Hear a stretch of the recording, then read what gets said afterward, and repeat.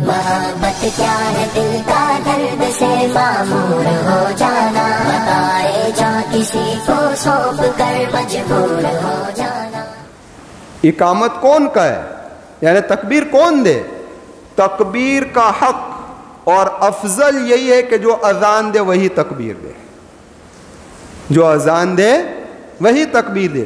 زیاد بن حارث سدائی رضی اللہ تعالیٰ عنہ فرماتے ہیں اللہ کے محبوب صلی اللہ علیہ وسلم نے ایک مرتبہ میں فجر کی، یعنی کہ ایک مرتبہ کا واقعہ بیان کیا کہ فجر کی نماز کے لیے میں آیا تو مجھے کہا کہ اذان دو۔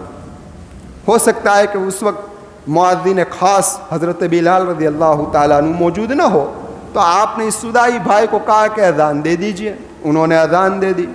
اب جماعت کا وقت قریب آیا کھڑے ہونے کا، تو حضرت بلال آ گئے، تو حضرت بلال نے ارادہ کیا کہ تکبیر میں کہوں۔ اللہ کے محبوب صلی اللہ علیہ وسلم نے فرمایا ان اخا سدائن قد اذن، اے بلال تمہارے بھائی سدائی نے اذان دی ہے۔ ومن اذن فہو یقیم، جو اذان دے وہی تکبیر کا ہے، جو اذان دے وہی تکبیر کا ہے۔ پتہ چلا کہ افضل اور بہتر یہی ہے کہ جو اذان دے وہ تکبیر کا ہے۔ لیکن مسئلے کی وضاحت سن لیجیے، غور سے سننا، پھر اگڑم تگڑم چگڑم مت لگا دینا، سمجھ میں آئے بات؟ اب مسئلے کی وضاحت سن لیجیے۔ وضاحت یہ ہے کہ بہتر تو وہی ہے کہ وہ اذان دے۔ اگر اذان دینے والا اجازت کسی کو دے دے تو اب بلا کراہت اس کا تکبیر دینا صحیح ہے، برابر ہے، سمجھ گئے بات؟ ہاں، لیکن جو آدمی تکبیر دے رہا ہے اس نے اجازت نہیں لی، اس نے اجازت لی نہیں ہے، اور اذان دینے والے کو یہ ناگوار گزر رہا ہے کہ اذان میں نے دی تھی اس نے تکبیر دے دی، تو اس آدمی کا تکبیر دینا مکروہ ہے۔ کیا ہے؟ اس آدمی کا تکبیر دینا، سمجھ گئے بات؟ خلاص اب رہا مسئلہ جمعہ کا کہ جمعہ میں تو 2 اذان ہوتی ہے، پہلے ہو گئے، ابھی خطبے کی اذان ہوگی، اور تکبیر تو ایک ہوتی ہے، تو یہ تو ایک فل 2 مالی ہو گئے نا، سمجھ میں آئے بھائی؟ تو اب یہ تکبیر کون دے، کس کا حق ہے؟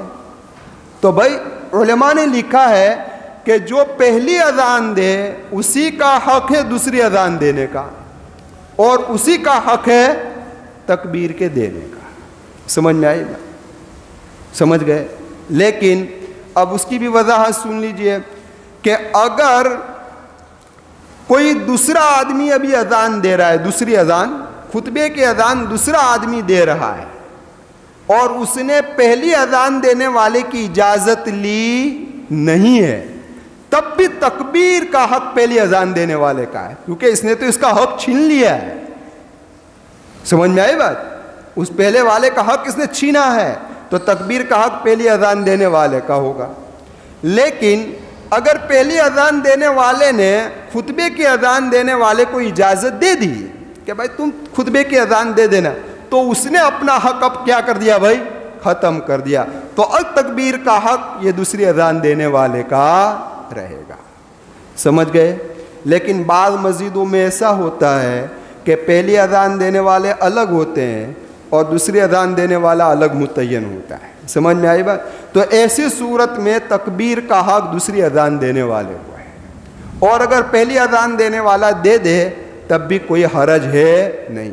لیکن اب مسئلہ اور ایک رہ گیا، اس کی وضاحت کر دوں پھر آگے بڑھتے ہیں۔ وہ مسئلہ یہ جو ہماری مسجد میں بھی پیش آتا ہے کہ اذان خود امام صاحب ہی کہہ دے،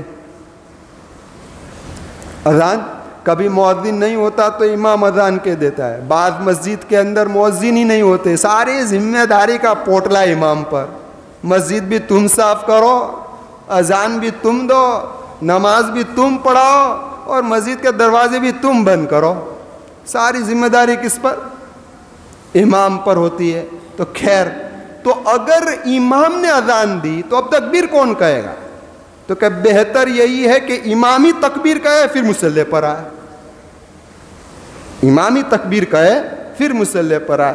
لیکن اگر کسی اور نے امام کی یا تو امام اجازت دے دے اور اس نے تکبیر کہی، یا امام کی اجازت بھی نہیں لی اور کسی نے تکبیر کہی، تو اگر امام صاحب اس سے ناراض نہیں ہے تو بغیر کراہت کے اس کا تکبیر کہنا صحیح ہے، اور اگر امام صاحب اس کے تکبیر کہنے سے ناراض ہے تو یہ تکبیر کہنے والے کے لیے مکروہ ہے۔ کیا ہے، سمجھ میں آئی بات؟ تو اب یہ خلاصہ ہو گیا تکبیر کون کہے گا۔